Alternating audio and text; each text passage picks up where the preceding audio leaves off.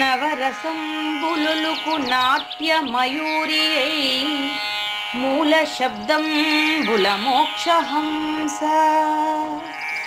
నవరసంబులుకు నాట్య మయూరియై మూల శబ్దంబుల మోక్షహంస. పరమ పవిత్రమౌ పరమాత్మ గీతయే నేడు నాట్యం వాడుచుండెగనుమా. పరమ పవిత్రమో పరమాత్మ గీతయే నేడు నాట్యం వాడుచుండెగనుమ.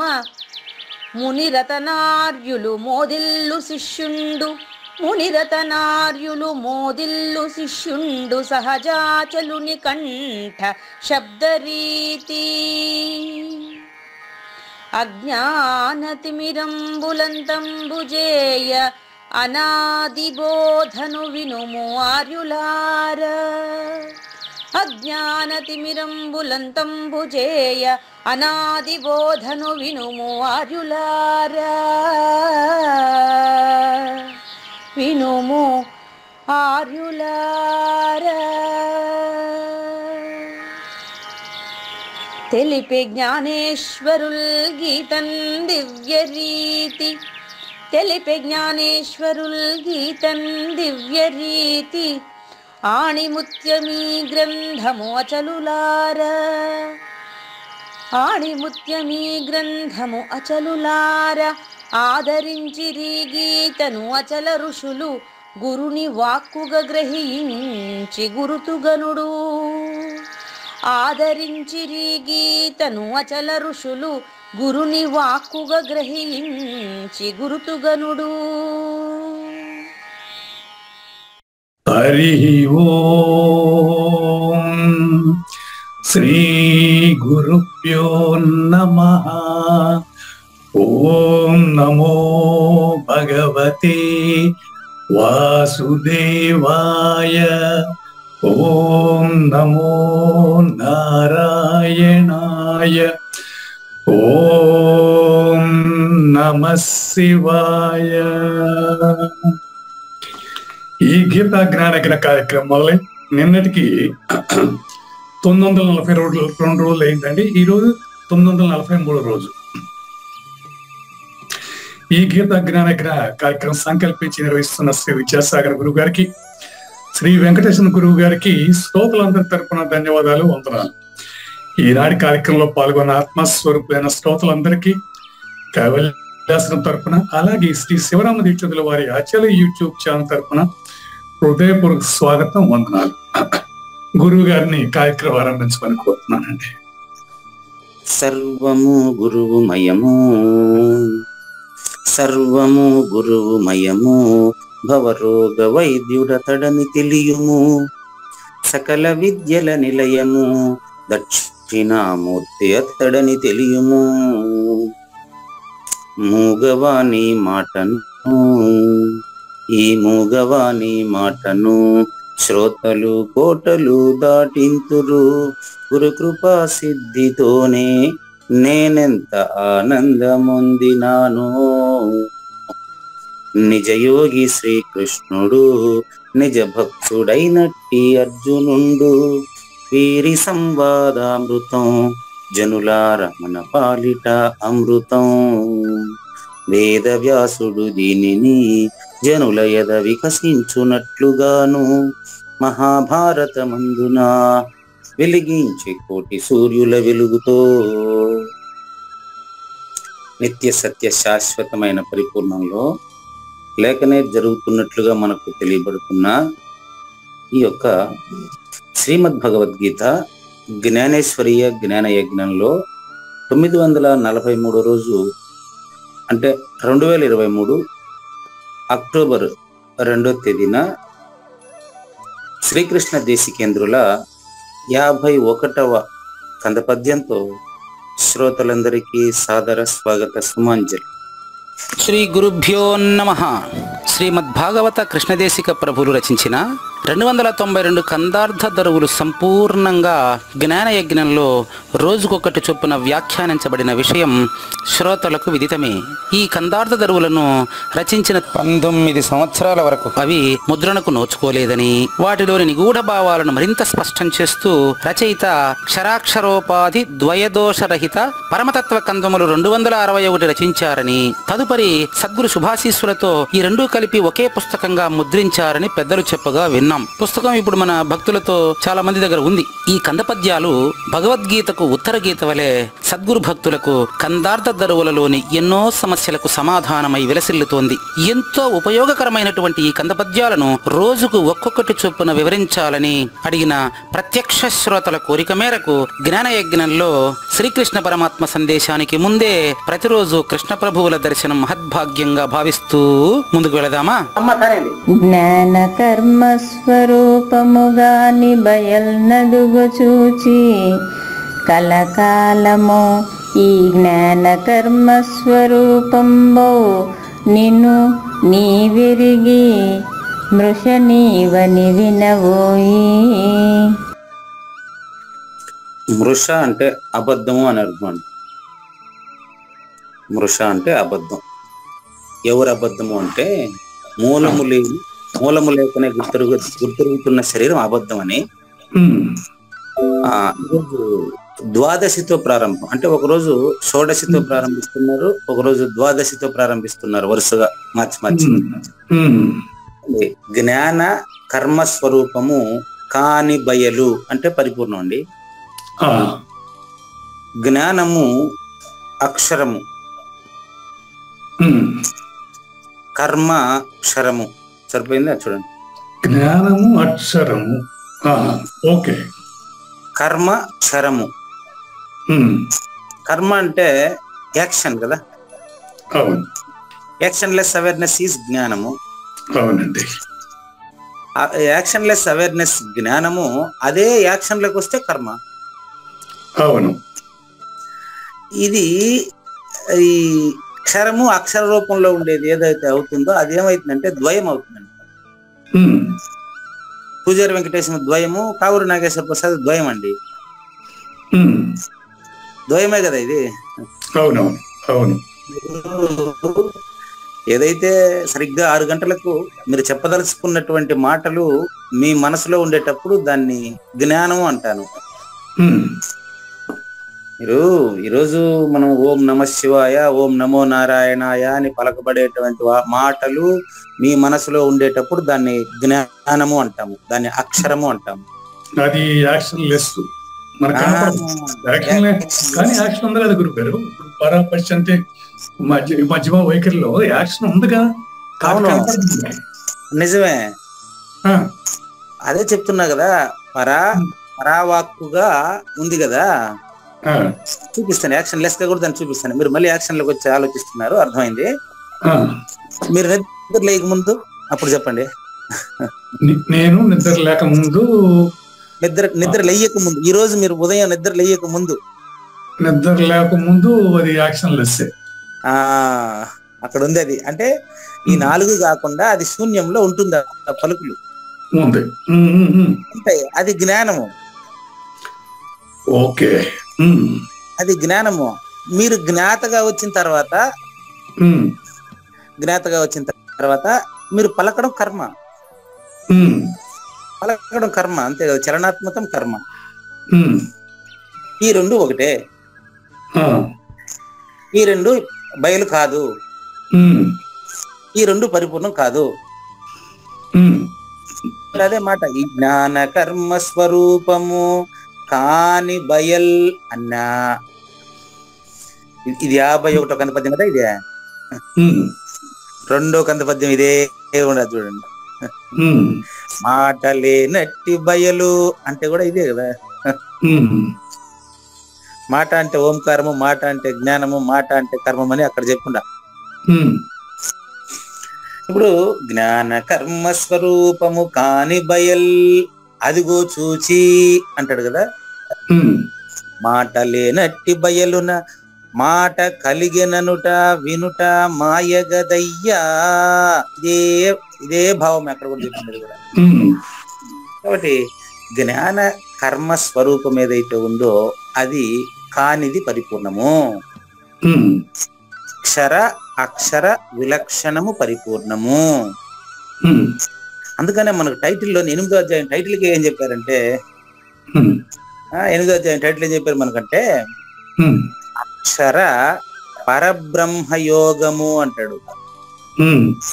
అంటే మీరు ఏమైనా అక్షరము అక్షరములో అక్షరం అనుకుంటారేమోనని, అక్షరము అక్షరము కానటువంటి పరిపూర్ణాన్ని స్పష్టంగా కంటి ముందరనే తెలియచేసేటటువంటి యోగము గనుక దీన్ని అక్షర పరబ్రహ్మ యోగము అంటారు. టైటిల్ అది చూపిస్తున్నాడు ఆయన మార్కర్ పెట్టి చూపిస్తున్నాడు చూడండి మొబైల్లో.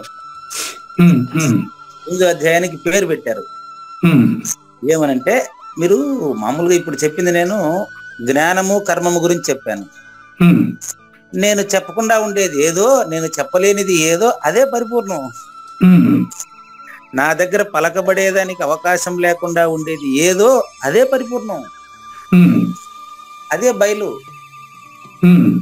కాబట్టి దాన్ని చెప్పేదానికి నా నోట మాట రాదు కాబట్టి మీరు కొన్ని చెప్పను నా నోట మాట రాదు అని ముగించారు గాయత్రి గారు. అట్లా నా దగ్గర చెప్పేదానికి వీలు లేకుండా ఉండేదాన్ని చెప్పాలి కదా, చెప్పకపోతే మీకు ఎలా తెలుస్తుంది?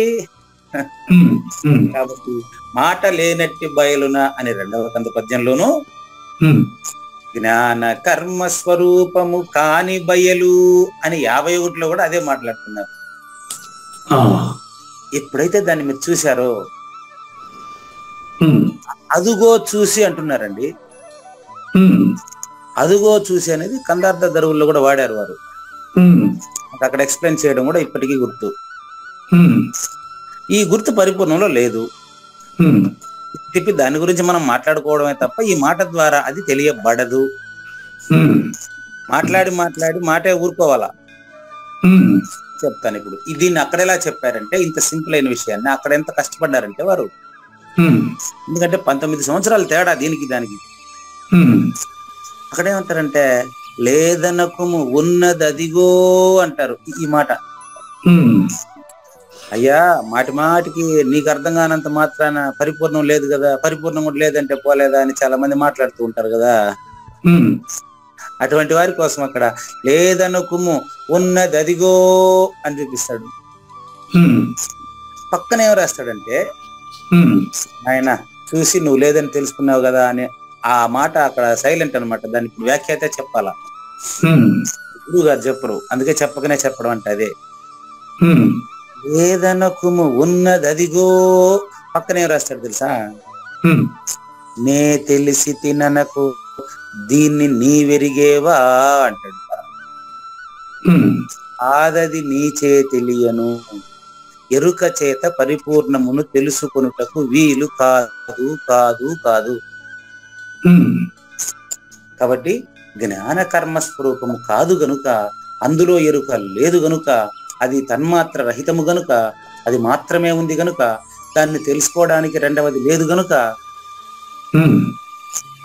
వేగంగా చెప్పేస్తున్నాను, ఇంకా నిదానంగా చెప్పాలా?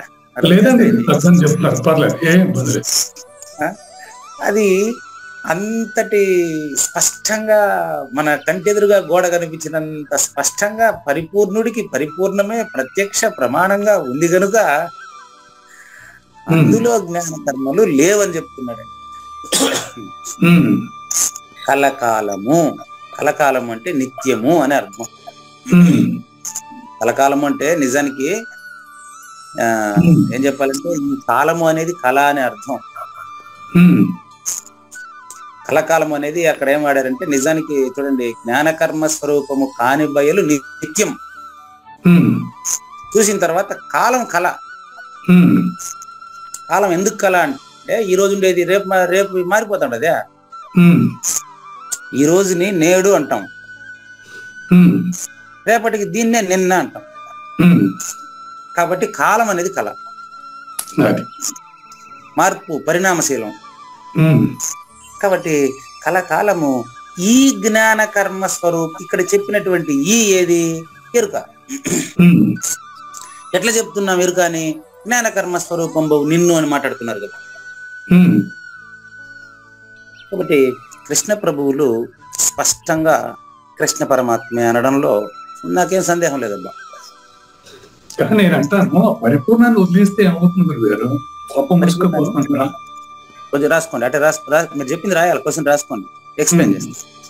పరిపూర్ణాన్ని వదిలేస్తే ఏమవుతుంది? దానివల్ల గొప్ప ముసుకుపోయేది ఏమని అంటున్నది. రాసుకోండి, చెప్తా, ఆన్సర్ చెప్తానండి. ఉమ్, పరిపూర్ణాన్ని వదిలేస్తే ఏమవుతుంది? ఉమ్, వదిలేదానికి కానీ పట్టుకునేదానికి కానీ పరిపూర్ణంలో నువ్వు లేదే, ఉమ్, అదే ఆన్సర్. పరిపూర్ణంలో వదిలేవాడు పట్టుకునేవాడు లేదు కదా, అది తప్ప అదే మాత్రమే ఉంది, రెండోది లేదని కదా చెప్తా ఉండేది. మరి దాని గురించి డిస్కస్ చేయటం ఏమిటి అని నాకు అర్థం కాదు. డిస్కషన్ చేయకపోతే జనన మరణ భ్రాంతి ఉంది కదా. చాలా మంచి ప్రశ్న. మీరు పరా ముందు ఏమన్నారు? జ్ఞానం విషయంలో శూన్యంలో ఉంది అన్నారు. అంటే ఇనాక్షన్ గానే ఉంది, కానీ మరి దానికి ముందు ఉంది పరిపూర్ణం అనుకుంటే మరి పరిపూర్ణం ఏదో ఇప్పుడు శూన్యంలో అక్కడ పరిపూర్ణంలో యాక్టివిటీ లేకపోతే ఈ పరాపశంతి మధ్యమే రాకుండా ఉంటాయంటారా? చూడండి, రాలేదండి, రాకుండా ఉంటాయో కాదు, రాలేదు. దానివల్ల నాకు ప్రయోజనం ఏంటి అనేది మీ అంతరార్థం.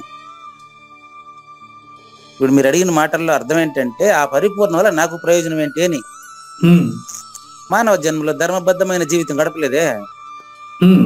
చాలా ఇంపార్టెంట్ ప్రశ్న ఇది. వదిలేస్తే పోలేదంటే అట్లా వదిలేదని నేను ఒప్పుకోను. అమ్మో, పూజారి వెంకటేశం కదా తమాషా, వీడికి ప్రవర్తన రాలేదే, మనిషి అంతా బాగానే ఉన్నాడు, గుణం గురిసేట్టుగా ఉంది.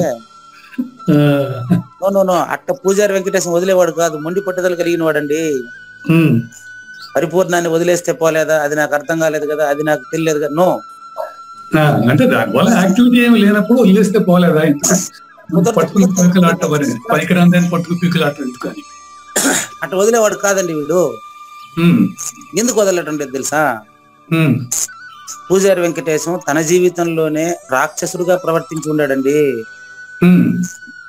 తను మన భేదాలు లేక తానే గొప్పవాడని అహంకారంతో విర్రవీగాడండి. రాక్షస గుణాలతో పెట్టరేగిపోయాడండి. లాస్ట్ కి ఈ సమాజం పైన విరక్తి పుట్టి మోక్షం సంపాదిస్తాననే భ్రాంతి పొందాడండి. మోక్షం సంపాదిస్తాననే భ్రాంతి ఎందుకు పొందాడంటే సమాజంలో గుళ్ళు గోపురాలకు పోయి ఆ ప్రదేశాల్లో ప్రశాంతంగా ఉన్నారండి. అదే వ్యక్తి ఇంటికాడికి వస్తే రాక్షసుడిగా ప్రవర్తిస్తున్నాడండి. అదే వీడికి కూడా అలవాటు అయిపోయిందండి. అంటే మీరు చెప్పేది ఏంటంటే యాక్షన్ లెస్ స్థితే ముక్తి, అదే మోక్షం, అదే పరిపూర్ణం అంటారు. నిజమైన మోక్షం అదేనని ఇన్ని రోజులు వీడికి తెలియదండి. నిజమైన మోక్షం అదేనని ఇన్ని రోజులు వీడికి తెలియదండి. తెలిసిన తర్వాత తెలిసిన వాడు కనపడడం లేదండి. ఇది మిగతా వాళ్ళకు చేరవేయడమే నీ ధర్మం రా అని చెప్పేసి సద్గురువు పూజారి వెంకటేశాన్ని బోధాధికారం ఇచ్చి పంపించాడండి. అంతేగాని సద్గురువు ఎప్పటికీ సద్గురువే, పూజారి వెంకటేశం ఎప్పటికీ లేనివాడేనండి. లేనివాడైనప్పటికీ సమాజంలో యదా యదా హి ధర్మస్య గ్లానికి, ధర్మానికి హాని జరిగే అంటే ధర్మం అనేది ఆచరించేది, హాని జరిగే అంటే ధర్మానికి జరిగేదానికి అది ఒక వస్తువు కాదు ధర్మం అనేది. మానవ ప్రవర్తనలో ధర్మము లోపించుట వలన, చాలా ఇంపార్టెంట్, ప్రకృతి ధర్మాన్ని మానవుడు ఆచరించకపోవడం వలన సమాజం అంతా కూడా మానసిక రుగ్మతతో సమాజం కలుషితమైందండి. మానసిక రుగ్మతను, సమాజంలో ఉండే మానసిక రుగ్మతను పోగొట్టాలంటే ఖచ్చితంగా ప్రబోధ అవసరమేనండి. బోధించేవాడికి పరిపూర్ణం తెలిసుంటే వినేటువంటి ప్రజలు మానసిక ప్రశాంతికి, మానసిక విశ్రాంతికి లోనయ్యే అవకాశం ఉంటుందండి. కానీ బోధించే వాడికి గానే పరిపూర్ణం తెలియకుండా పోతే వాడు సమాజంలో ఇంకా ఎక్కువ అల్లకల్లోలమే చేస్తాడండి. ఇంకో దీని ఒక పెద్ద వ్యాపారం చేస్తాడండి. మీరు ఏదంటే యాక్షన్ ఉంటే విశ్రాంతి ఉండదు. మరి అందుకనే అందుకే యాక్షన్లెస్ గా ఉంటే పరిపూర్ణ స్థితి అలా ఉండాలని మీరు చెప్తారు. పరిపూర్ణ స్థితిలో ఉండేవాడు మాత్రమే పరిపూర్ణాన్ని అపరోక్షం చేయించి మిగతా వాళ్ళను కూడా పరిపూర్ణులుగా ప్రభావితం చేయగలడండి. వాడు పరుసవేదిగా ఉన్నప్పుడు ఇనుము బంగారం అవుతుందనే దాంట్లో డౌటే లేదు. కాబట్టి జ్ఞాన యజ్ఞ ప్రత్యక్ష శ్రోతలంతా ఒక్కొక్క సద్గురువుగా నా మీద ప్రభావం చూపిస్తున్నారండి. వీరందరి జ్ఞాన యజ్ఞాన్ని ఎవరు ప్రారంభించారో ఎవరు ముగిస్తారో నాకేమీ అర్థం కావడం లేదండి. అసలు ఇది ప్రారంభం అవుతుందని అనుకోలేదండి. ఇప్పుడే ఓపెన్ చేసి చూస్తే ఒక్కొక్క ఎపిసోడ్ ని కొంతమంది తిప్పి తిప్పి అదే విని ప్రభావితం చెంది ఉండేవాళ్ళు, మెసేజ్లు వస్తా ఉండేవాళ్ళు. ఒకసారి చూస్తా ఉంటే సమాజంలో దానికదే ఏమంటారు, ఇప్పుడు శరీరంలో రోగం వస్తే కొద్ది రోజులు పోతే రోగం అదే పోతుంది. అదే విధంగా ఈ సమాజంలో ధర్మానికి హాని జరిగినప్పుడు సాక్షాత్తు దక్షిణామూర్తి స్వరూపుడైనటువంటి సద్గురువే మానవ రూపంలో వచ్చి బోధన కొనసాగిస్తాడని మనకు 4వ అధ్యాయం 8, 9, 10లో చెప్పారు. ఆ విధంగా ఇది కొనసాగుతుందే తప్ప ఇప్పుడు నేనేం పట్టుకోవడం లేదు, వదలడం లేదు. దాన్ని నేను దేన్ని పట్టుకోవడంలే, వదలడంలే. ఎందుకంటే పరిపూర్ణాన్ని తెలియజేసేదానికి సద్గురు ఆ పద్యంలో తెలియజేస్తున్నాడు తప్ప దాన్ని పట్టుకునేదానికి పూజారి వెంకటేశం లేడు, వదిలేదానికి కూడా వాడు దీంట్లో లేడు. కాబట్టి జ్ఞాన కర్మములు కానటువంటి బయలును చూసినప్పుడు తెలుస్తుంది ఏమనంటే సమస్త చలనములకు ఆధారంగా ఉండేటువంటి ప్రాణము అది కాదు, కర్మ అది కాదు. ఈ ప్రాణమునకు కర్మకు సంబంధపడకుండా స్పష్టంగా అంతటా నిండి నిబిడీకృతమై ఉండేటువంటి ఎప్పుడు ఉండేటువంటి ఆ యొక్క పరిపూర్ణాన్ని జ్ఞాన కర్మ స్వరూపమైనటువంటి నేను అంటే నువ్వు పూజారి వెంకటేశం జ్ఞాన కర్మ స్వరూపమేనండి. పరిపూర్ణం జ్ఞాన కర్మం కానిదండి. అంటే జ్ఞాన కర్మ ఏమన్నాడు పద్యంలో మనకు, జ్ఞాన కర్మ స్వరూపము కాని బయలు అంటాడు.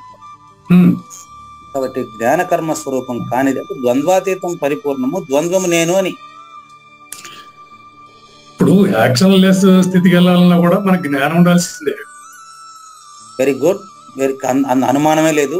యాక్షన్లెస్ స్థితికి వెళ్ళాలంటే జ్ఞానం ఉండాలి, కరెక్ట్ ఉంది కదా. మానవ జన్మలోనే కదా జ్ఞానం, మిగతా జన్మల్లో జ్ఞానం పనికిరాదు కదా, పని రావట్లేదు కదా. మానవ జన్మ వచ్చేసింది కదా. అంటే ఈ జ్ఞానం పరిపూర్ణానికి ప్రతినిధి అనాలా మనం? ప్రతినిధి కాదు, వినండి. జ్ఞానము మానవ జన్మలో జ్ఞానం వచ్చేసింది కదా, సమాజంలో ధర్మంగా ప్రవర్తించవచ్చు కదా. అవునండి. సమాజంలో ధర్మ ప్రవర్తన కనిపిస్తా ఉంది లేదు.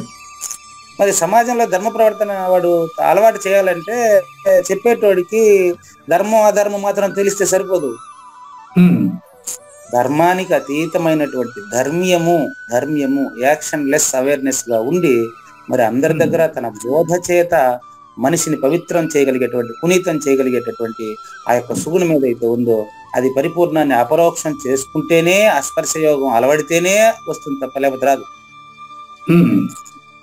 అందుకని ఈ జ్ఞాన కర్మము రెండు స్వరూపాలుగా అయి ఉండేటువంటి ద్వంద్వ స్వరూపంగా ఉండేటువంటి పూజారి వెంకటేశం నుంచే ద్వంద్వాతీతమైనటువంటి అచల పరిపూర్ణుడు సద్గురుమూర్తి వచ్చి బోధిస్తున్నాడు. అది వీడికి సంబంధం లేని వ్యవహారం. ఈ విషయాన్ని నీవు ఎరిగి, అయ్యా నీవు కూడా అంటే కావూరి నాగేశ్వర ప్రసాద్ అనేది అబద్ధం అని తెలిసి అక్కడ పూజారి వెంకటేశాన్ని ప్రశ్నించి ఆయన కూడా గురువేనని తెలిస్తే, అది స్వతసిద్ధమని తెలిస్తే నీలో నుంచి ఆశువుగా ఇక్కడ నేను ప్రారంభించిన తర్వాతనే దానికి సంబంధించిన ప్రశ్న మొదలవుతుంది. మీరు కూడా నేను క్లాస్ చెప్పకుండా పోయి ప్రశ్నించండి చూద్దాం. కాబట్టి డౌట్ వస్తుంది. కాబట్టి ఈ డిస్కషన్ లో ఈ పూజారి వెంకటేశం గాని ఈ యొక్క కావూరి నాగేశ్వర ప్రసాద్ గాని రెండు అబద్ధపు గుర్తులే. ఈ మృష అంటే అబద్ధం అని అర్థం అండి. ఈ విషయాన్ని మనం అబద్ధం అని తెలిసినటువంటి వెంటనే నీ విరిగి మృష నీవని వినబోయి, మృష నీవని అంటే మానవ జన్మ పరమార్థాన్ని తెలుసుకోవడం అనేది సద్గురువు చేతనే సాధ్యము. ఉమ్, ఆ సద్గురుమూర్తి ద్వారా మనకు తెలిసి ఏకం శాస్త్రం దేవకీ పుత్ర గీతం కదా. ఉమ్, చూడండి, ఏమి శాస్త్రాలు తెలిసినా భగవద్గీత తెలిసినట్టు కాదు. ఉమ్, భగవద్గీత ఒకటి అర్థం అయితే అన్ని శాస్త్రాలు అర్థమైనట్టు. ఉమ్, క్లియర్ గా ఉంది, గుర్తుపెట్టుకోండి.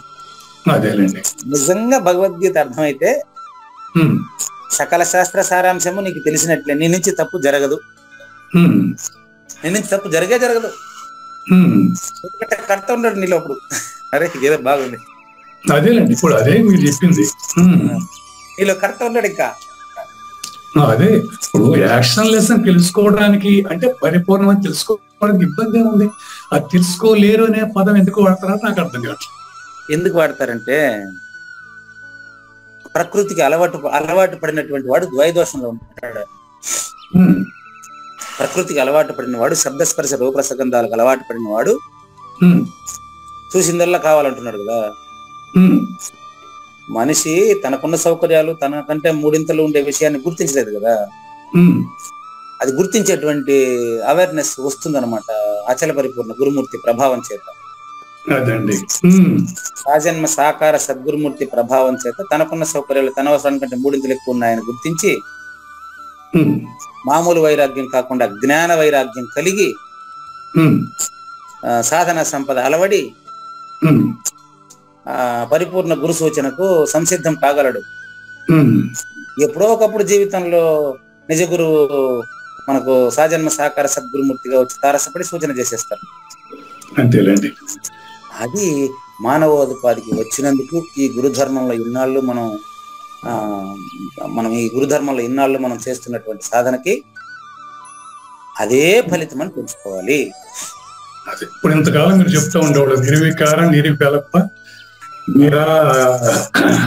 నిరామయ అని చెప్తూ ఉంటారు. ఇవన్నీ కూడా పరిపూర్ణ లక్షణాలే.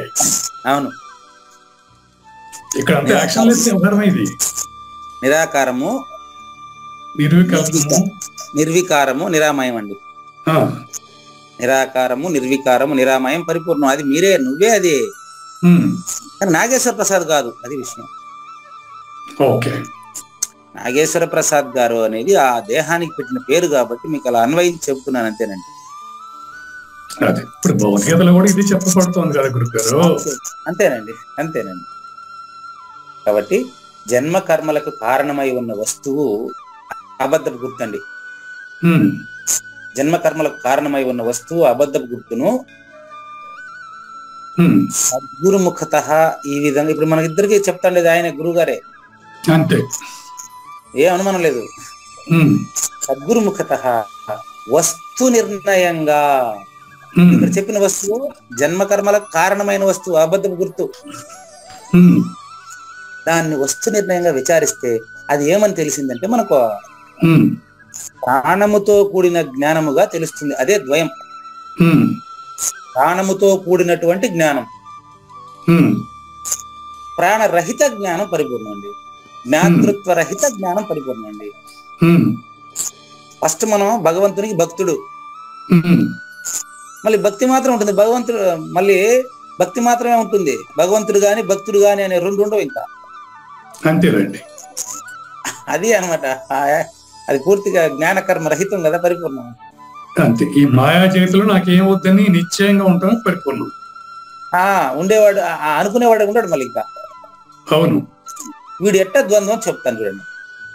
ఇప్పుడు ₹1 ఓ పక్క బొమ్మ ఓ పక్క బొరుసండి, రెండింటిని కలిసే రూపాయి అంటారు.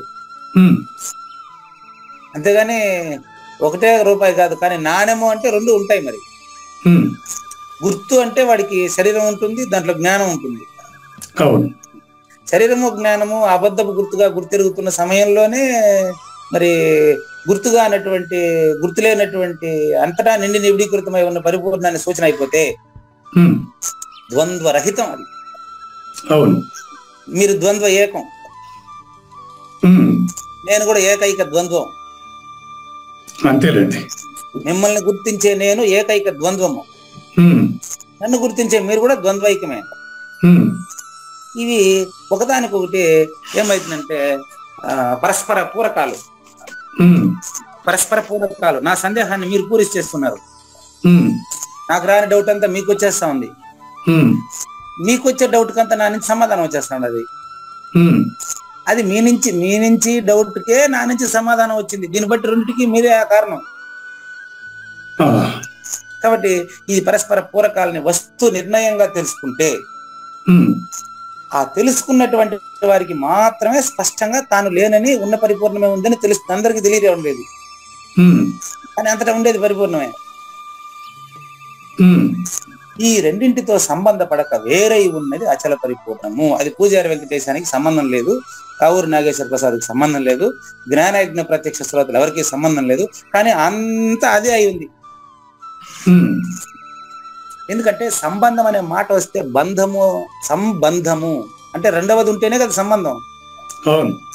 సంబంధపడకుండా అంతటా నిండి నిబిడీకృతమై ఉండే అచల పరిపూర్ణం ఏదైతే ఉందో అట్టి దాని యందు, ఆ పరిపూర్ణమునందు, ఆ నిరామయమందు, ఆ నిరాకారమందు, ఆ నిర్వికారమందు ఈ గుర్తెరిగే శరీరానికి మూలం, ఉమ్, ఈ గుర్తెరిగే శరీరానికి దాంట్లో మూలం లేదు. లేదు, స్థానం లేదు, మూలం లేదని గుర్తించి దీన్ని ఇప్పుడు ఇక్కడి నుంచి చెప్తాను చూడండి. ఇది స్పష్టంగా తెలియాలంటే ఖచ్చితంగా ఇప్పుడు మీ సందేహం తీరుతా చూడండి. ఉమ్, సద్గురుమూర్తి ద్వారానే ద్వాదశి, షోడశి, పంచదశి వాక్య రీతిగా ఉపదేశం పొంది ఉమ్, కలియుగంలో, ఇప్పటి కాలంలో, నేటి సమకాలీన కాలంలో ఉమ్, ద్వాదశి, షోడశి వాక్య రీతిగా పంచదశి దృష్టాంతంగా తాను లేనని సద్గురుముఖత తెలుసుకుంటేనే ఉమ్, అది సులభం అవుతుంది.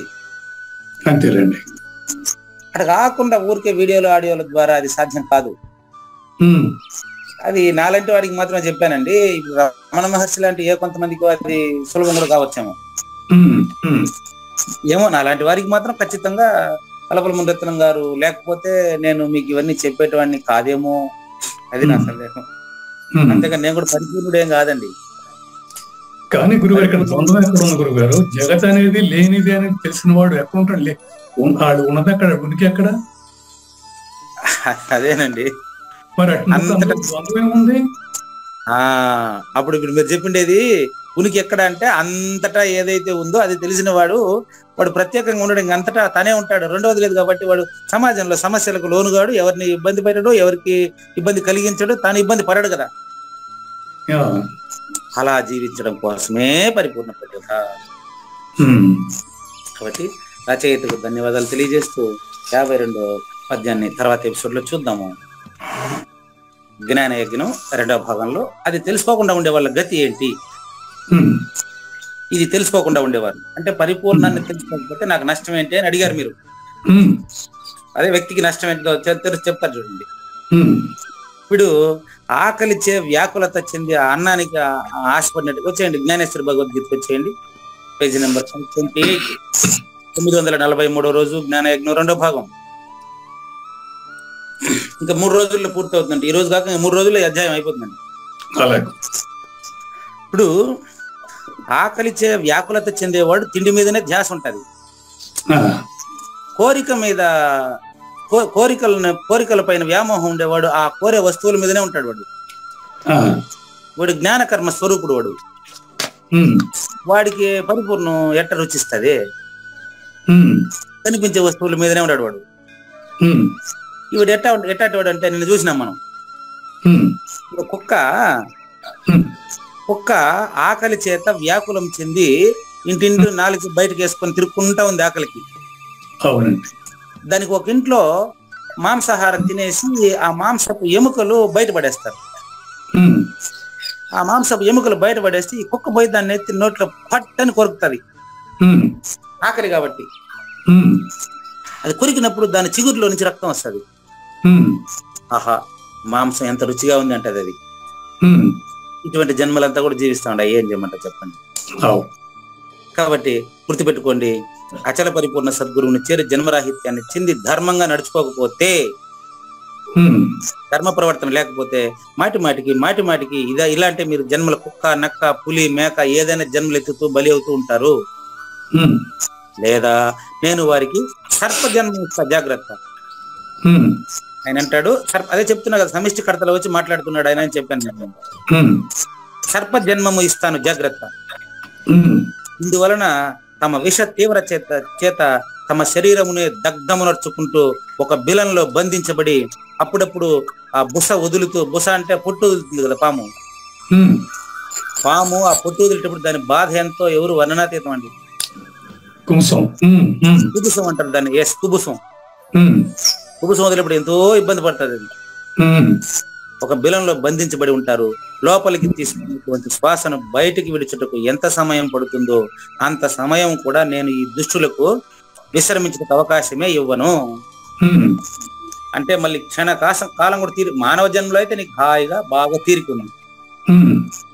అన్ని ఎవరికైనా సేవ చేయడానికి కానీ సేవ చేయించుకోవడానికి కానీ మానవ జన్మలో చాలా పవిత్రమైన మానవ జన్మ అంటారు. దీన్ని చేజార్చుకునేసి ఇక్కడ అధర్మంగా ప్రవర్తిస్తే ఈ నిమిషం తీరిక లేకుండా క్షణం భయంకరమైనటువంటి భయంతో కొట్టుమిట్టాడుతూ ఉంటది. ఎలుక, పాము, పిల్లి, బల్లి ఇవన్నీ కూడా, పురుగు ఇవన్నీ కూడా క్షణం భయమే. వాటికి క్షణం గండం. చిన్న చేప పెద్ద చేప ఎప్పుడు మింగేస్తుందో సముద్రంలో తెలియదు. చిన్న చేపను పెద్ద చేప, దాని చేపను ఇంకొకటి వలయేసి ఎప్పుడు పట్టుకుని పోతాడో తెలియదు. జాలరి మేకలో మేపుతా ఉంటాడు వాడు, ఎప్పుడు అమ్మేస్తాడో కాసాయి వాడికి తెలియదు. ఇన్ని కూడా జన్మలే కదా. జాగ్రత్త, ఇటువంటి జన్మలంతా వస్తాయి మీకు. జాగ్రత్త. ఎంత టైం ఉంటుంది మీకంటే చూడండి, ఒక శ్వాస తీసుకుని వదిలేంత టైం కూడా ఇవ్వను మీకు. కోట్ల కొలది కల్పముల వరకు. కల్పము అంటే సృష్టి అంతం అండి. కల్పము అంటే ఇప్పుడు కలియుగం నుంచి మళ్ళీ త్రేతాయుగం వస్తుంది, ఇది కాదండి. కలియుగము, ద్వాపరయుగము, త్రేతాయుగము, కృతయుగము 4 కలిస్తే ఒక మహాయుగం అంటారండి. ఇటువంటివి 71 కలిస్తే ఇంకేదో అంటారు. అటువంటివి ఇట్లా చాలా కాలం గడిచినప్పుడు మొత్తం 432 కోట్ల సంవత్సరాలను కలిపి కల్పం అంటారు. అప్పుడు మొత్తం సృష్టి మొత్తం కూడా భూమి నీటికి, నీళ్లు అగ్నికి, అది ఎట్లా పెట్టండి వస్తాం. భూమి నీటికి, నీళ్లు అగ్నికి, అగ్ని గాలికి, గాలి ఆకాశానికి లయమయ్యి సృష్టి లేకుండా పోతుంది చూడండి. తర్వాత వచ్చే సృష్టిలో కూడా మిమ్మల్ని ఇదే విధంగా జంతువులుగా, కీటకాలుగా, క్రిములుగా పుట్టిస్తాను. జాగ్రత్త. అంటే పుట్టించడం అంటే దాని తన సంస్కారం ప్రకారం అది వస్తుంది అంతే. ఒకడు పుట్టించేది ఏమి లే. ఇది ఒక హెచ్చరిక అంతే. దయచేసి ఆయన అంత మాట్లాడతాడా కృష్ణ పరమాత్మ అని అనుకోని అవసరం లే. దానికి ఎగ్జాంపుల్ చెప్తాను ఇప్పుడు మీకు. ఈ నేరం చేస్తే ఈ శిక్ష ఉంటుంది అని చెప్తారు. కానీ ఆ నేరానికి ఆ శిక్ష అనుభవించేదానికి ఆ చెప్పినోడు కర్త అవుతాడా? గురుగారు, నేరానికి శిక్ష అనుభవిస్తున్నటువంటి ఖైదీకి లాయర్ గాని ఆ శిక్ష వేసిన వాడు గాని కర్త అవుతాడా? అట్లా ప్రబోధిస్తారు గురువు అంతే. గుర్తుపెట్టుకోండి, ఆయన బోధిస్తున్నాడు కదా, ఆయన కూడా కర్త అనుకోబాకండి. కాబట్టి ఇప్పుడు జడ్జి తీర్పిస్తాడు, ఆయన ఉద్యోగం అదంతే. అంతేగాని ఇక్కడ నేరం అనుభవిస్తున్న ఖైదీకి అరెస్ట్ చేసిన పోలీసు కర్త కాదు, జైల్లో పెట్టినటువంటి పోలీసు కర్త కాదు, శిక్ష ఉరి తీసేటువంటి వాడు ఆ సెంట్రీ కూడా కర్త కాదు అతని చావుకి. కాబట్టి ఎవరి కర్మ వారిదే. కాబట్టి ఈ ఉపదేశాన్ని అదే ఆయన సమిష్టి కర్తలకు వచ్చి మాట్లాడినట్టు మనకు తెలుస్తుంది అంతే. ఎవరి కర్మ వారిదే. అది ఎవరు కర్తలు కాదు. అది కర్తలు కాదు. కాదు కాదు కాదు. అందుకని ఎంత కాలమైనా క్రిమికీటకాదులుగా, పశుపక్షాదులుగా పుట్టిస్తాను జాగ్రత్త అంటే ఆయన ఏమైనా కర్త అనుకోబోతారని చెప్పాను. ఈ ఆసురీ ప్రజలు అంతమునకు పోవలసిన స్థితిలో వారికి ఇది మొదటి మజిలీ. చూడండి, ఆసురీ గుణాలు ఒక్కసారి శరీరంలో అవలంబిస్తే ఎన్ని జన్మలకైనా అది వాసన పోదన్నమాట. కాబట్టి ఈ మజిలీ దాటిన తరువాత ఎట్లుంటుందో చెప్తాను చూడు. ఇంతకంటే భయంకరమైన దుఃఖాలు వాళ్ళు ఎట్లు అనుభవిస్తారో ఒక్కసారి వినండి. నెక్స్ట్ కానీ శ్రీ భగవాన్ వాచ. శ్రీ భగవాన్ వాచ. ఏ శ్లోకం గురుగారు ఇది? 20 నాకు ట్రాక్ పోయింది. ఓకే అండి. ఆసురీం యోని మా పన్నా మూఢా జన్మని జన్మని మూఢా జన్మని జన్మని మాం అప్రాప్యైవ కౌంతేయ మాం అప్రాప్యైవ కౌంతేయ అతో యాంతి అధమాం గతిం. తతో యాంత్య అధమాం గతిం. యాంతి అంటే పొందుతారు. ఏం పొందుతారు? అధమ గతిని పొందుతారు. పొందుతారు. అదర్థం చేస్తాం చూడండి. ఆసురి యోనిం. యోని అంటే మీకు తెలుసు, యోని అంటే జన్మద్వారము అని అర్థం అండి. జన్మద్వారము అని అర్థం యోని అంటే. ఆసురి యోనిం ఆపన్న మూఢ జన్మని జన్మని మాం అప్రాప్యైవ కౌంతేయ తతో యాంతి అధమాం గతిం. తతః అధమాం గతిం యాంతి. అంతకంటే మూఢంగా చీమలు, బల్లులు, క్రిములు, కీటకాలు, దోమలు, ఈగలు ఎన్ని జన్మలో నీకు తెలియదు. నాకు పడేస్తా అంతే. ఎట్లంటే చూడండి, ఓ కావూరి నాగేశ్వర ప్రసాద్ గారు ఇంతకు ముందు శ్లోకంలో తాను అంటే ద్విషతః అని ప్రయోగించారు. విషపూరితమైనటువంటి ద్వయభావము కలిగినటువంటి వీరిని అని. ఇక్కడ మూఢాహ అంటున్నారు. ఈ మూర్ఖులు ఎప్పటికైనా గురువుని చేరే వీలు ఉందా? మీరే చెప్పండి. ఈ మూర్ఖులు ఎప్పటికైనా గురువుని చేరే అవకాశం ఉందా? నా మాట వినిపిస్తుంది కదండి? ఓకే, వారు మ్యూట్ అయినట్టున్నారు. లేదండి. ఓకే, లేదు. Right right. మూఢాహ అంటే ఈ మూఢులు గురువుని చేరేటువంటి అవకాశమే లేదండి. నేను ఒక ఆయన ఫోన్ చేశాడు. ఎంత ట్రాన్సాక్షన్ చేస్తారో, ఎన్నో వందల కోట్లు ట్రాన్సాక్షన్ చేస్తారు ఆ వ్యక్తి. 100 కోట్లు అంటే ఇప్పుడు ఎంత 77 కోట్లు ఒక ప్రాపర్టీ కొన్నాడు, 90 కోట్లు ఒక ప్రాపర్టీ కొన్నాడు, ట్రాన్సాక్షన్ చేస్తున్నాడు పాపం. కానీ ఆయన నిన్న ఫోన్ చేశారండి. సార్ ఎక్కడున్నారు మీరు? త్రినేత్ర పిరమిడ్, పుత్తూరులో త్రినేత్ర పిరమిడ్ లో హాయిగా ధ్యానం చేస్తున్నానండి అని చెప్పి. ఆయన ఏమన్నారు తెలుసా? సార్ మేము కూడా అన్ని ముగించుకొని మీలాగా వచ్చి హాయిగా ప్రశాంతంగా ఉండాలని మాకు కూడా ఉంది సార్. అంటే చూడండి, అంటే ఆయన కూడా ఉంది కానీ రాలేడు. ఇప్పుడు రాలేడు. ఎందుకు తెలుసా? ట్రాన్సాక్షన్స్ అంతా ఉన్నాయి కదా, తలకాయలు తిరుగుతాడాయి కదా అవన్నీ. దీన్ని ఎవరికి అమ్మాలా, దాన్ని ఎవరికి అమ్మాలా, దీన్ని ఎవరికి ఏం, ఇదంతా ఉంటది కదా. కాబట్టి ఈ చూడండి, వీళ్ళకి ఎంత ఉన్నప్పటికీ కూడా అంటే వీళ్ళకి కూడా గమ్యం అదే కదా. మానవ జన్మ వచ్చిన తర్వాత పరమార్థం ఖచ్చితంగా కనిపిస్తానే ఉంటుంది కంటి ముందర, కానీ రాలేరు. వీళ్ళు అప్రాప్య అంటే పొందలేదు చూడు. అప్పుడు అంతే, ఆ మాటకు మాత్రం అంతే. ఇది నేను పలానా చోట ఉన్నాను ప్రశాంతంగా అని చెప్తే ఆ విధంగా ప్రశాంతంగా మేము కూడా ఉండాలి. ఇప్పుడు ఆయన లేడని అర్థమే కదా. ఏం డౌటా మీకు?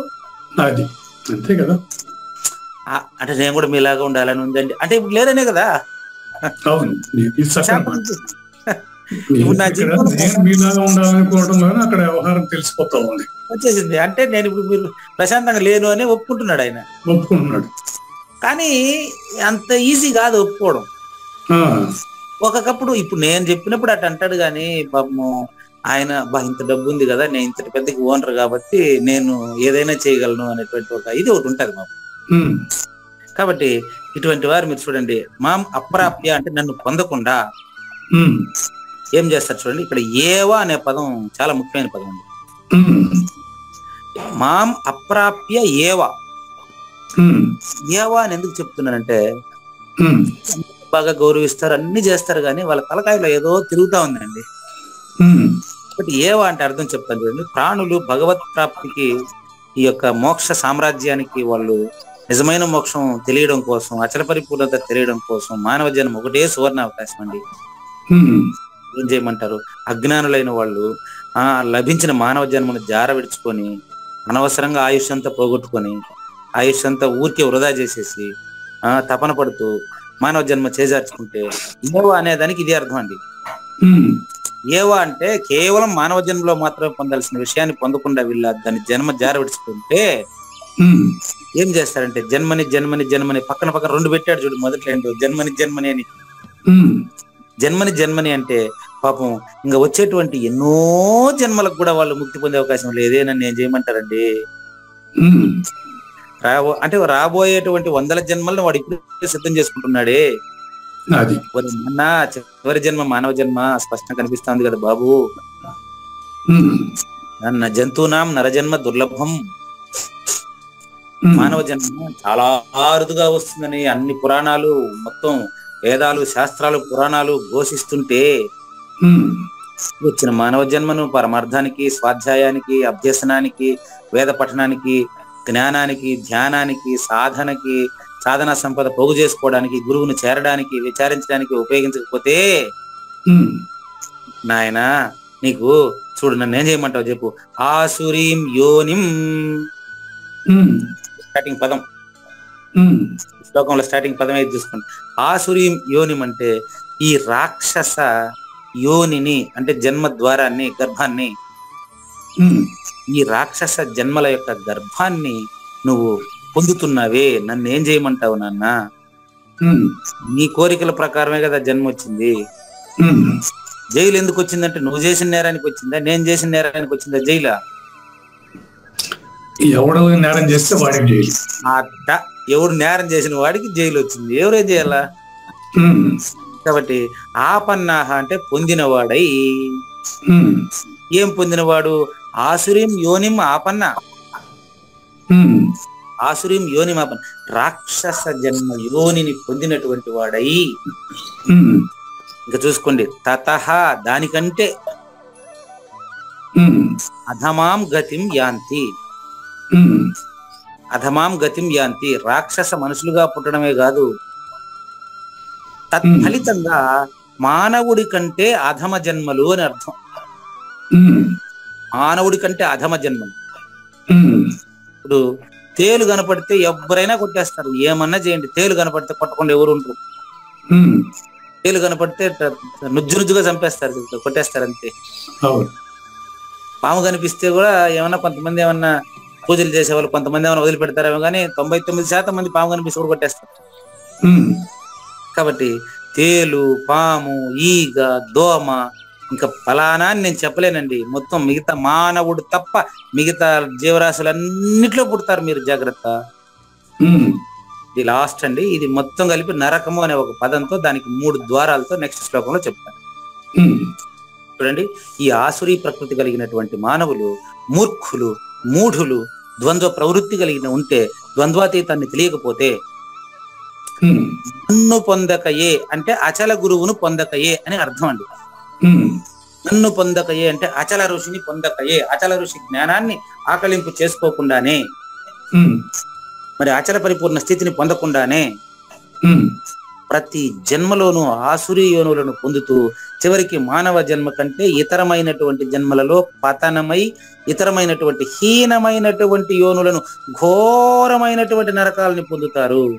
ఉమ్, ఆ నరకానికి ద్వారులు వెళ్ళి నరకానికి బాట రాచబాట ఎట్టేసుకున్నారు తర్వాత శ్లోకంలో అలాగే. ఇందులో జ్ఞానేశ్వరి వ్యాఖ్య చూడండి.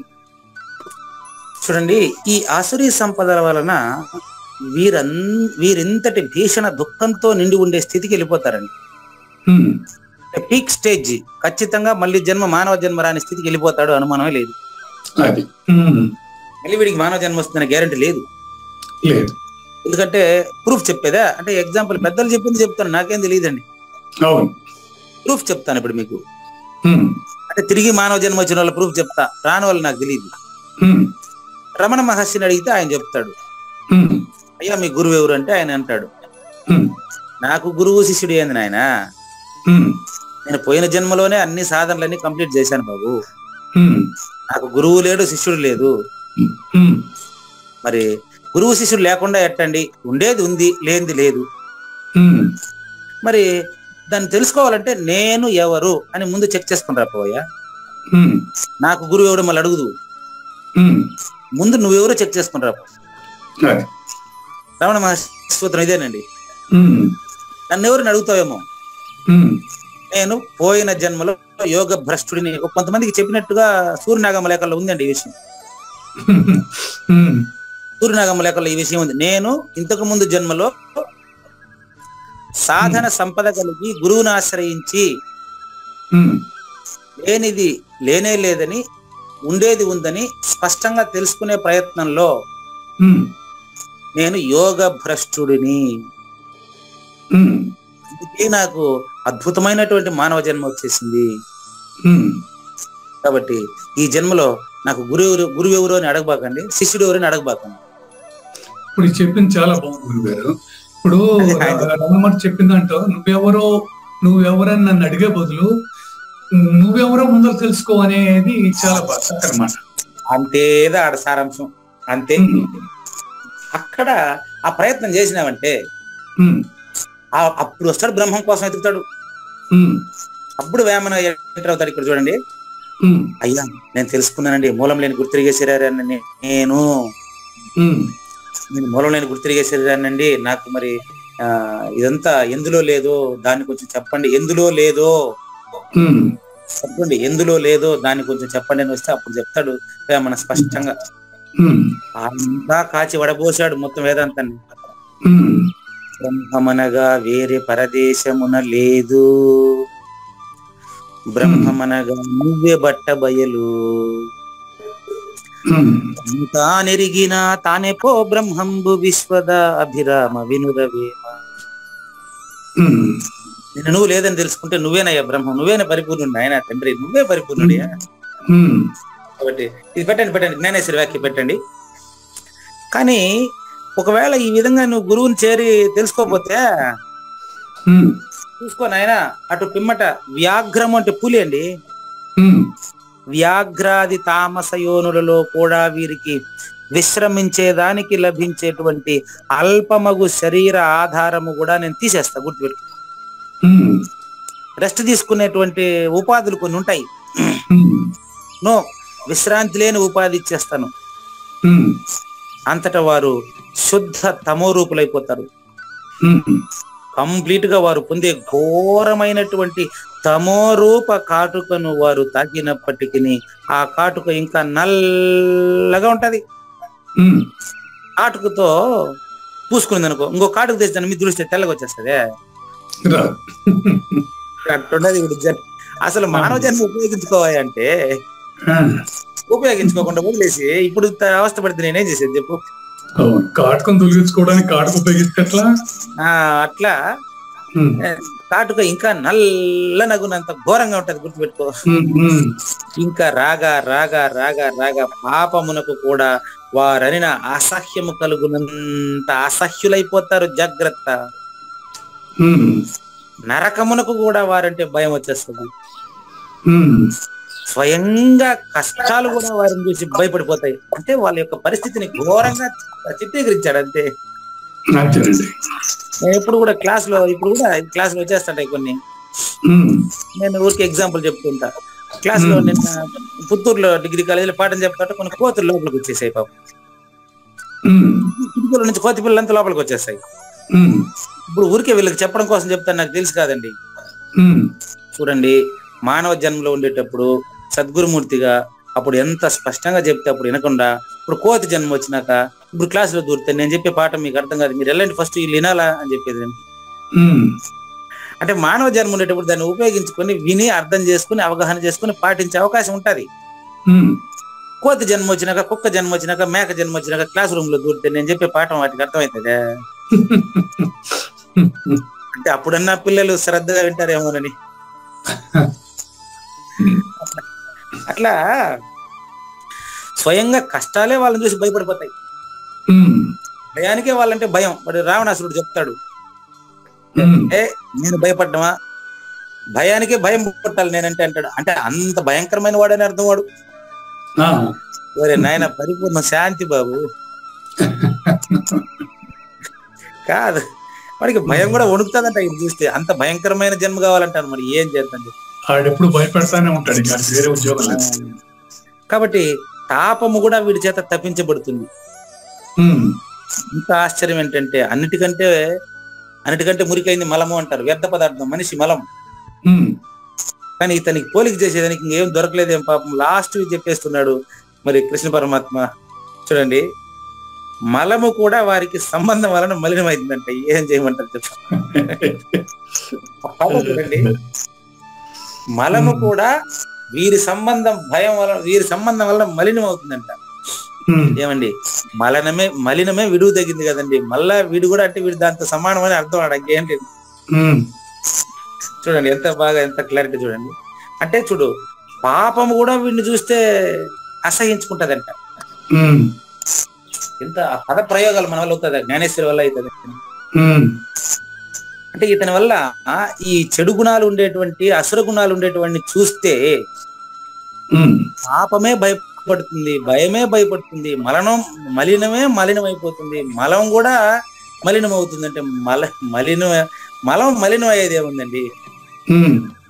వర్ణన అంటే జ్ఞానేశ్వరి వర్ణన కవితాత్మకం. ఆయన కవి సమయం, జ్ఞానేశ్వరి కవి సమయం అది. చూడండి, మంగళం అమంగళం 2 రకాలు చెప్తారు. ఏమంటాడు దాన్ని, మళ్ళీ దానికి ఇంకొకటి చెప్తాడు చూడండి. అమంగళం కూడా వీరిని అమంగళ రూపులుగా తలస్తుందంట. వీడు దరిద్రం పట్టిన చూస్తే దరిద్ర దేవత కూడా పారిపోతుందంట. ఏం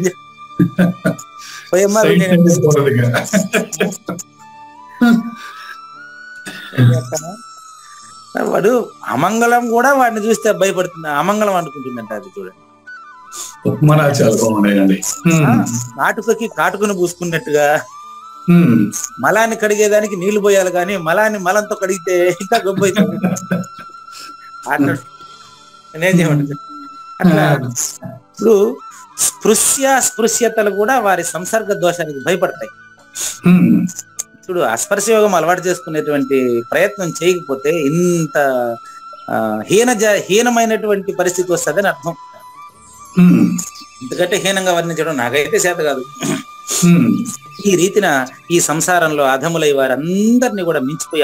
వారందరినీ మించిపోయి అసురీ ప్రజలు భిన్న భిన్న తామస యోనుల్లో పోయి అంతమంది ప్రత్యక్ష తామస గుణం అయిపోతారు. ఈ మూర్ఖులు కూడా ఎట్టి నరకములు సాధించినారంటే చూడండి, దీని గురించి వర్ణించటలో వాణి కూడా వికలమగును. మాట కూడా రాదు, వీళ్ళు చెప్పేదానికి నోటి మాట రాదు, వీళ్ళ గురించి తిట్టేదానికి పదమే లేదు. మనస్సు భయపడి వెనక్కు మరలుతుంది. ఓహో, వీళ్ళకి కూడా ఇట్లా చెప్తుందా? ఇట్టి భయంకరమైన అధోగతి కలిగించే ఈ దుష్ట ఆసురీ సంపదను తమ వద్ద ఏ కారణము చే ఏకత్రితమనర్చుకుని ఉంటారో నాకు బోధపడదు, గాని వీళ్ళని చూస్తే చెప్పేదానికి మాటే రాదు. అని ఎప్పుడు కూడా ఈ అసురీ సంపద అనే దారి నువ్వు పట్టొద్దు నాన్న, ఇది మనకు అవసరం లేదు, ఈ దారి ఎవరు పట్టబాకండి. జ్ఞానయజ్ఞ ప్రత్యక్ష శ్రోతలకు అసురీ సంపద లేదు, ఇంకా దాని జోలికి పోయేది వద్దు. మనం ఎక్కడ అసురీ సంపదకు ప్రభువులు ఉంటారో, ఎక్కడ పైన చెప్పబడిన దంబాది దోషములు కనిపిస్తుందో అక్కడ పాదమే పెట్టబాకండి, మాట్లాడబాకండి, దూరంగా వచ్చేయండి. ఎందుకంటే వాళ్ళు నరకానికి 3 రకాల రోడ్లు వేసుకున్నారు. 3 రకాల నరకానికి 3 రకాల బాట రెడీగా వేసుకుని దాని మీద నడుస్తున్నారు వాళ్ళు. ఆ 3 రకాల రోడ్లు ఎలా ఉంటాయో త్రివిధం నరకస్యధం అనేటువంటి తర్వాతి శ్లోకంలో తర్వాత ఎపిసోడ్ లో చూద్దామండి. లేనిది లేదు, ఉన్నది లేకపోవుట లేదండి, ఈ గొప్ప మర్మమంతా నీ వలన తేటగా తెలిసినండి. ప్రతి జన్మమందు వీరు ఇంకను అధోగతి పాలగుదురు, నన్ను పొందుట వీరికి ఎప్పటికి వీలు కానే కాదయ్యా. మాటి మాటికి నరకము పొందుతూ పతనమైపోదురయ్యా. శ్రీకృష్ణుని పలుకును సూటిగా తలపల మునిరత్నమే శ్రీమించిన భావమై సద్గురువు చెప్పకనే చెప్పేనండి. సద్గురాత్మ మంగళం అమ్మ కానండి. జయ మంగళం నిత్య శుభమంగళం, జయతు జయ మంగళం మహోత్సవ మంగళం. జయ మంగళం నిత్య శుభమంగళం, జయతు జయ మంగళం మహోత్సవ మంగళం. శ్రీమించున చలంబు సూచించినటువంటి దక్షిణామూర్తికి దండమిడుతూ, శ్రీమించున చలంబు సూచించినటువంటి దక్షిణామూర్తికి దండమిడుతూ, శ్రీ మహావిష్ణువు సూర్య భగవానుడు యాజ్ఞవల్కి జనక రాజ ఋషికి జయ మంగళం నిత్య శుభమంగళం, జయతు జయ మంగళం మహోత్సవ మంగళం. అయం వ్యర్థ బాహ్యకోపి న భవతి అనే సుఖయోగి సాంది పరుసుల వరుస. అయం వ్యర్థ బాహ్యకోపి న భవతి అనే సుఖయోగి సాంది పరుసుల వరుస. దీనినే శ్రీకృష్ణ పరమాత్మ వద్దనే ఎరిగరిగిన ఉద్ధవార్జునులకు.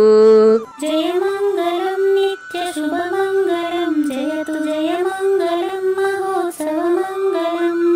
శ్రీ అల్లమా ప్రభు బసవేశ్వరుండును బ్రహ్మానంద రామానంద స్వామి. శ్రీ అల్లమా ప్రభు బసవేశ్వరుండును బ్రహ్మానంద రామానంద స్వామి. నవరసాలు లిఖించు నాట్యమయూరిగా గీతను మలచిన జ్ఞానేశ్వరులకు. జయమంగళం నిత్య శుభమంగళం జయతు జయమంగళం మహోత్సవమంగళం. కబీరు దాసుడు సహజానంద గురుడు రామావధూతయు రాజితముగా. కబీరు దాసుడు సహజానంద గురుడు రామావధూతయు రాజితముగా. అంబికా శివయోగి శ్రీవేమన నిరంజన వెంకయ్య తిరువెంగళార్యులకును. జయమంగళం నిత్య శుభమంగళం జయతు జయమంగళం మహోత్సవమంగళం. శ్రీ బృహద్వాశిష్ట సిద్ధాంతమును చేసి జనన మరణ భ్రాంతి జడుపు బాపి. శ్రీ బృహద్వాశిష్ట సిద్ధాంతమును చేసి జనన మరణ భ్రాంతి జడుపు బాపి. అచల సాంప్రదాయమవనిలో నెలకొలిపి అందించినట్టి శివరాములకును. జయమంగళం నిత్య శుభమంగళం జయతు జయమంగళం మహోత్సవమంగళం. మెప్పైన బోధల తిప్పలు బాపిన అప్పయ్య మంత్రియు అచల గురులు. మెప్పైన బోధల తిప్పలు బాపిన అప్పయ్య మంత్రియు అచల గురులు. పరశురామ సీతారామ స్వామి ప్రభులు నరసింహ యోగి గురువర్యులకును. జయమంగళం నిత్య శుభమంగళం జయతు జయమంగళం మహోత్సవమంగళం. కంద కందార్థముల నందించి బృందముకు రంది పాపిన కృష్ణ ప్రభువునకును. కంద కందార్థముల నందించి బృందముకు రంది బాపిన కృష్ణ ప్రభువునకును. పలుకుల కందనిది పరబయలు ఇది అని పలికిన ఫీల్కాన లక్ష్మణునకు. జయమంగళం నిత్య శుభమంగళం జయతు జయమంగళం మహోత్సవమంగళం. ఫీల్కాన లక్ష్మణుల ప్రియ శిష్యవర్యుండు అవధూతయని పేరావనియందు. ఫీల్కాన లక్ష్మణుల ప్రియ శిష్యవర్యుండు అవధూతయని పేరావనియందు. పాఠాలు నేర్పించి పీఠాలు ఏర్పరచి శంఖబాపిన వెంకటేశ్వర అవధూతకు. జయమంగళం నిత్య శుభమంగళం జయతు జయమంగళం మహోత్సవమంగళం. బట్టబయలున ఎరుక పుట్టనే లేదని బాలాజీ సింగు ఈ కీలు తెలిపే. బట్టబయలున ఎరుక పుట్టనే లేదని బాలాజీ సింగు ఈ కీలు తెలిపే. మూలమూలేనట్టు ఎరుకేమి లేదని తెలియజెప్పిన మునిరత్నమార్యులకును. జయమంగళం నిత్య శుభమంగళం జయతు జయమంగళం మహోత్సవమంగళం. నరస్వప్నము వంటి సురస్వప్నమిది అని పరిపూర్ణ దర్శినిని ప్రకటపరచి. నరస్వప్నము వంటి సురస్వప్నమిది అని పరిపూర్ణ దర్శినిని ప్రకటపరచి. సహజాచల రాజయోగి సద్గురు కృపచే సాంప్రదాయక గురుల సరసన జేరే. జయమంగళం నిత్య శుభమంగళం జయతు జయమంగళం మహోత్సవమంగళం. నిష్కల్మషానంద నిజ గురుని శిష్యుండు లింగమూర్తి లిపిని పొందుపరచి. నిష్కల్మషానంద నిజ గురుని శిష్యుండు లింగమూర్తి లిపిని పొందుపరచి. కార్వేటి నగరము పురవాసుడైనట్టి పూజారి వెంకటేశ శునకంకితం విధి. జయమంగళం నిత్య శుభమంగళం జయతు జయమంగళం మహోత్సవమంగళం. జయమంగళం నిత్య శుభమంగళం జయతు జయమంగళం మహోత్సవమంగళం. జై సద్గురు ప్రభు మహారాజ్ కి జై. జై గురుదేవ్ అండి. శ్రోతలందరి తరపున వెంకటేశ్వర గురు గారు ధన్యవాదాలు చెప్తూ శాంతి మంత్రం. పూర్ణమద పూర్ణమిదం పూర్ణముదచ్యతే పూర్ణస్య పూర్ణమాదాయ పూర్ణమేవావశిష్యతే. ఓం తత్సత్. ఓం శాంతి శాంతి శాంతి. హరి ఓం. అశరీరం సర్వదా అస్తి శరీరం రహితం సదా అయమేవ సద్యో ముక్తి అన్యథా భ్రమకారణం